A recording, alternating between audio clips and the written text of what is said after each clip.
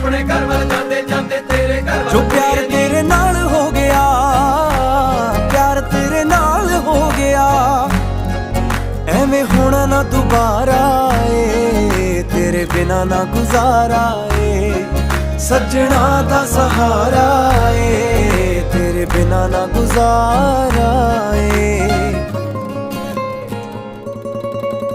मेरे नां दी हत्थ तेरे ते लगनी बिल्लो मेहंदी ए,